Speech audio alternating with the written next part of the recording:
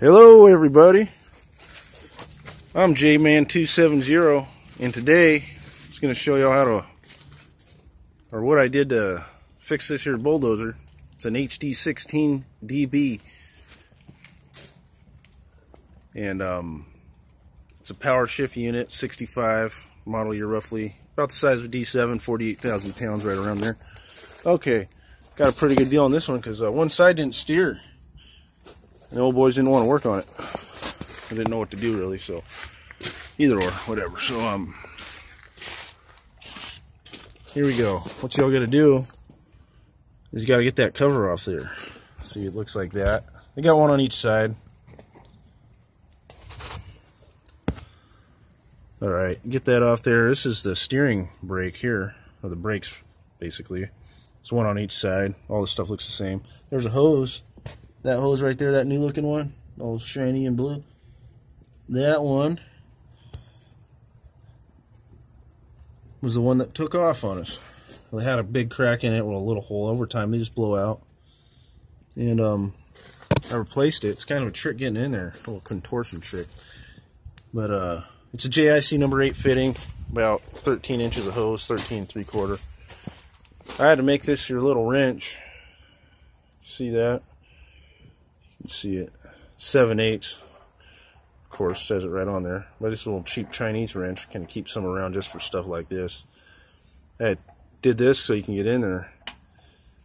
And I notched out the side so I can wrap the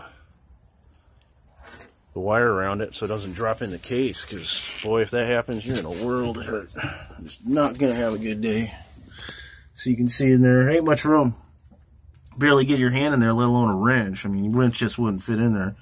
So you saw there, I cut it down and got it down there, because there's where you gotta. Oh, come on.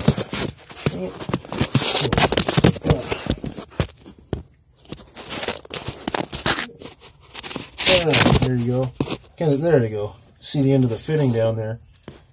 You got to get all the way down there, in between all that, and try and get that dang thing broke loose. So I had to wedge on it with a pry bar, break it loose, and hold on to it with a rope. Well, not the rope, the wire. Tied it off onto another wrench, because, yeah, boy, you don't want to drop nothing in there. Not going to have a good time.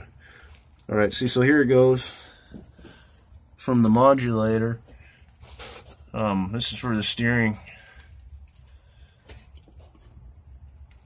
And what happens, it's got 575, 550 psi. It goes down in here, and it presses in there and disengages this clutch pack, so it releases the track so you can steer and whatnot. This here is a brake band, and this is the adjustment right here. How you tighten them up. Well, you gotta make sure all this is on first, of course. That's what it looks like when it's all together. When you tighten that all the way down, snug it up, then you back it off one turn, and you are good to go.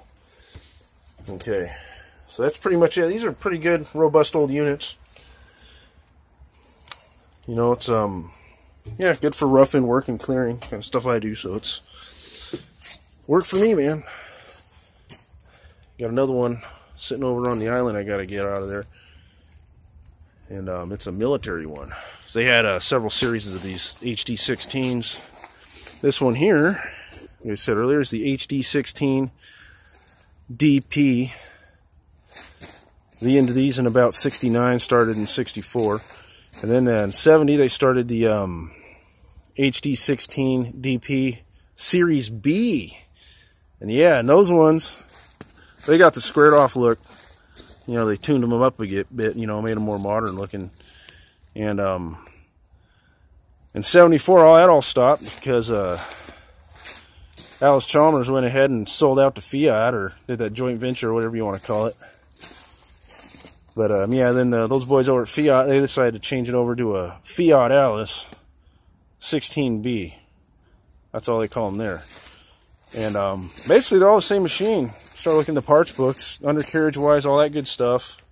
The Series B and all that, they're, you know, frame's the same, basically, pretty much. They changed some few things. You know, like this year, I think they did a direct welding it on the frame instead of bolting it and whatnot. Other than that, skid plates, all the other stuff, when you start looking at it, they're all the same. 41 link track chain, all that good stuff, you know.